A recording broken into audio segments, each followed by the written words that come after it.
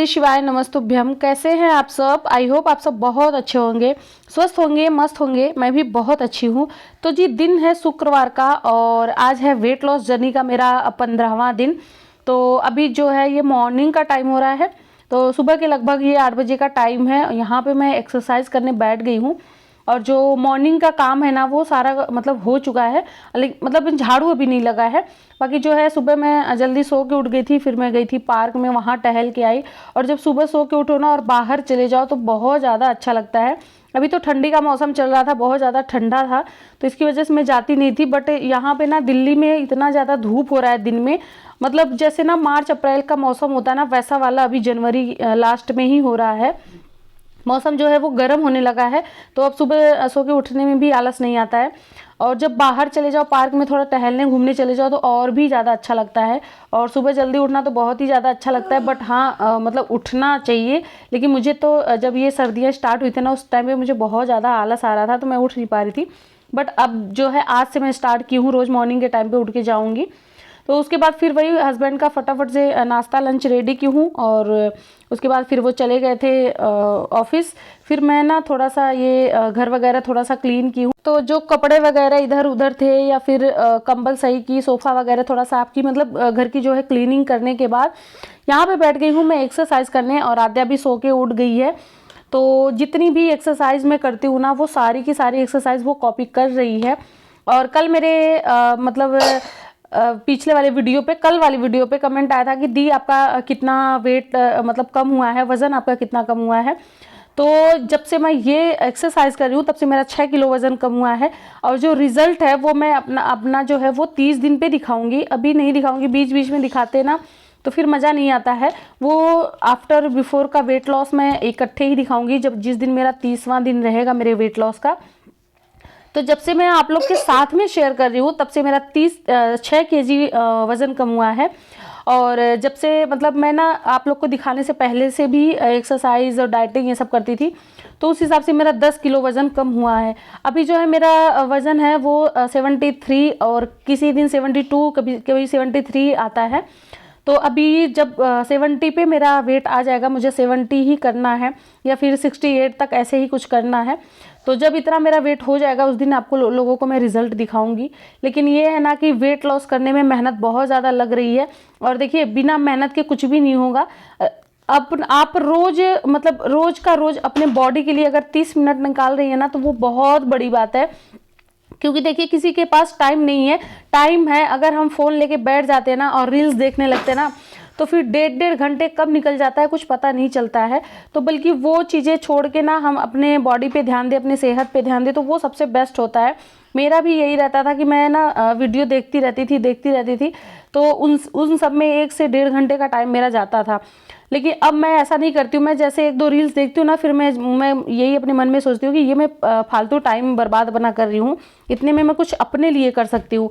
अपने लिए मतलब सेहत से बढ़ के कुछ भी नहीं होता है। सबसे बड़ी चीज़ अगर अपने लिए कुछ है तो वो है सेहत। अगर आपका सेहत सही है तो हर कोई आपके साथ खड़ा है और हर कोई आपका साथ देगा। अगर आपका सेहत ही सही नहीं है तो खुद का पति ही आपका साथ नहीं देगा। अगर पति साथ भी दे रहा है ना तो जितनी भी दिक्कत होगी वो हमारी बॉडी को होगी, वो हमें होगी, आगे वाले को तो कोई कुछ महसूस नहीं होगा। तो इससे बढ़िया है ना कि अपने मतलब 8 घंटे, 10 घंटे, 12 घंटे के टाइम में आधा घंटा अपने लिए ज़रूर निकालें। और आधे घंटे की एक्सरसाइज आप करते करते एक दिन 1 घंटे, 1.5 घंटे तक करने लगेंगी। मेरा भी यही है, पहले मैं वही 20 मिनट आधे घंटे करती थी, बट अभी जो है मैं 1.5 घंटे एक्सरसाइज करती हूँ। और मेरा वेट आप देख सकते हैं अभी मैं कितनी ज़्यादा पतली लग रही हूँ इस टी शर्ट और पैंट में। और ये जी जब टाइम मैं एक्सरसाइज कर रही थी ना उसी टाइम बहुत तेज़ वाली आवाज़ मेरे घर में आई, तो मैं सोची कि क्या गिरा। फिर मैं किचन में गई, किचन वगैरह फिर हर तरफ मैं देखी, कहीं कुछ दिखा नहीं। फिर मैं जब बेडरूम में आई यहाँ भी नहीं दिखा। फिर मैं बाथरूम खोल के देखी तो यहाँ ऊपर से ना जो है छत टूट के गिरा था। ऊपर का जो पहला वाला लेयर होता है सीमेंट वगैरह का, तो वो अपने आप से टूट के इस बाथरूम में गिर गया था। और मतलब गिरना तो अलग बात है, बस डर इस बात की लग रही थी ना कि अगर बाई चांस वहाँ पे कोई होता, या मैं ही होती या बच्चा होता, मतलब या हस्बैंड ही होते, तो अगर किसी के सर पे गिर जाता तो फिर बहुत ज़्यादा डेंजरस हो जाता। और आज का जो दिन है ना वो मेरा मतलब सबसे ख़राब दिन है। मुझे तो लग रहा है कि कितने महीनों के बाद ये जो आज का दिन मेरा था ये सबसे ज़्यादा ख़राब था। सुबह से ही मेरा दिन ख़राब होते जा रहा है। अभी मॉर्निंग के टाइम जो है बाथरूम से पत्थर गिर गया। उसके बाद फिर मेरे बच्चे के साथ भी ऐसा हुआ कि आप लोग आगे वीडियो में देखेंगे कि क्या हो गया उसके साथ। तो आज का जिन दिन जो था वो मेरा एकदम से ख़राब हो गया था। अभी तक का टाइम जो है ना वो बहुत अच्छा चल रहा है मेरा। मुझे नहीं पता था कि आगे क्या होने वाला है। उसके बाद जो है अपना मैं डेली का रूटीन कर रही हूँ, जैसे रोज़ का काम करती हूँ वो सारे काम कर रही हूँ। तो एक्सरसाइज करने के बाद उसके बाद फिर फटाफट मैं झाड़ू लगाई। सिर्फ झाड़ू लगाना मेरा बाकी रह गया था, क्योंकि वो जो कालीन होती है ना वो फिर मैं हटा देती हूँ। तो फिर मैं सोची जब बिछी हुई है तो इसी पे एक्सरसाइज कर लेती हूँ, फिर हटा के झाड़ू लगा लूँगी। झाड़ू लगा के आने के बाद फटाफट से फिर मैं नहाई, और नहा के अभी जो है मैं कपड़े धो रही हूँ।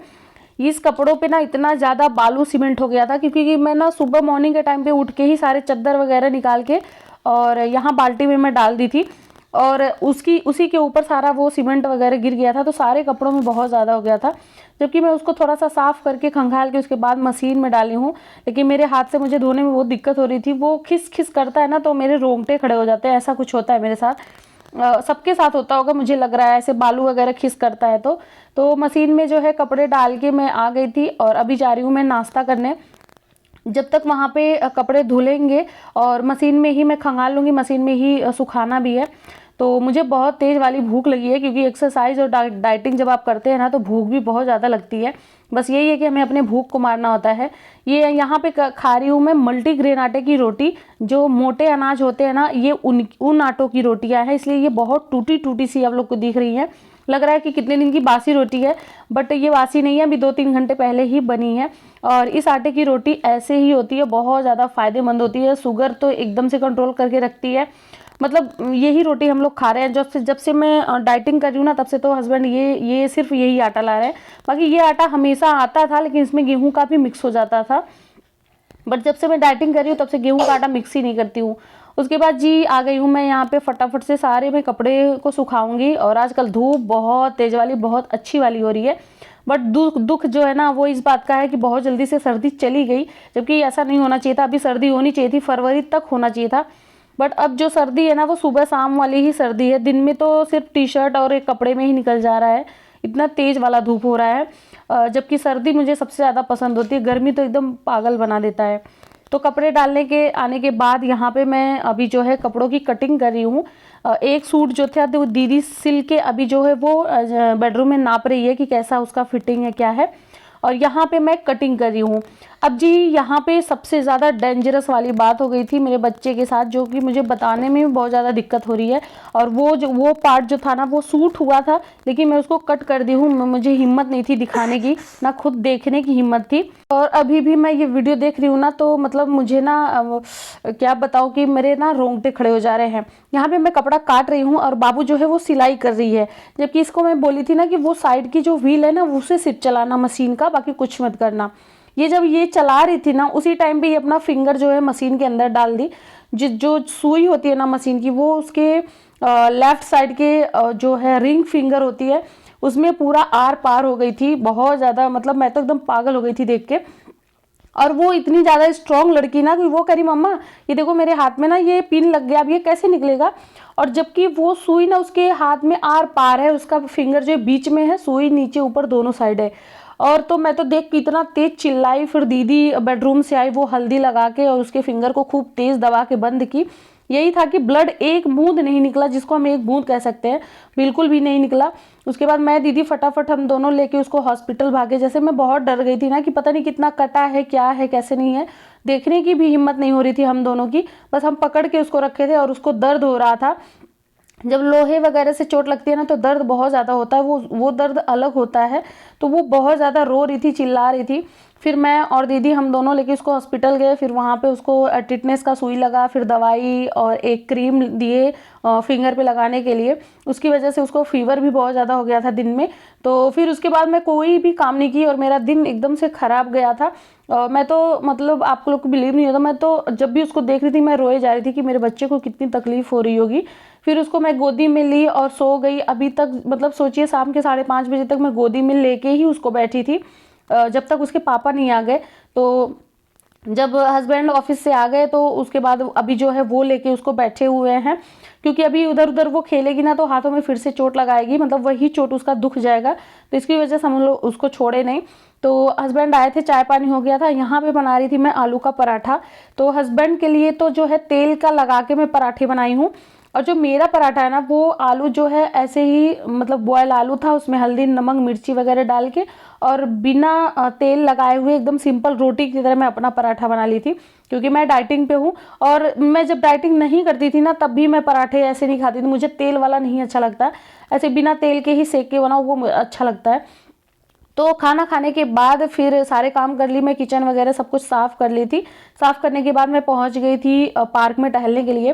तो 5000 स्टेप मैं चलती हूँ खाना खाने के बाद, और आज तो पराठे खा ली थी तो इसकी वजह से और भी मुझे जाना पड़ा पार्क में। और अभी जो है पार्क से मैं आ गई थी और यहाँ पे बनाई हूँ अजवाइन पानी, क्योंकि अजवाइन पानी जो होता है ना वो रात के डिनर के बाद और दोपहर के लंच के बाद ज़रूर पीना चाहिए, खाने को बहुत अच्छे से वो डाइजेस्ट करता है। तो यहाँ पे वही मैं बनाई हूँ, थोड़ा सा मैं हस्बैंड को भी दी हूँ और थोड़ा सा मैं ली हूँ। तो गाइस आई होप आपको हमारा ब्लॉग अच्छा लगा है। ब्लॉग अच्छा रहेगा तो प्लीज़ प्लीज़ प्लीज़ मेरे चैनल को सब्सक्राइब करिएगा, एक प्यारा सा कमेंट करिएगा कि आपको हमारा ब्लॉग कैसा लगता है कैसा नहीं लगता है, फैमिली फ्रेंड के साथ वीडियो को शेयर करिएगा। चलिए मिलते हैं नेक्स्ट वीडियो में, तब तक के लिए बाय, थैंक्स फॉर वॉचिंग।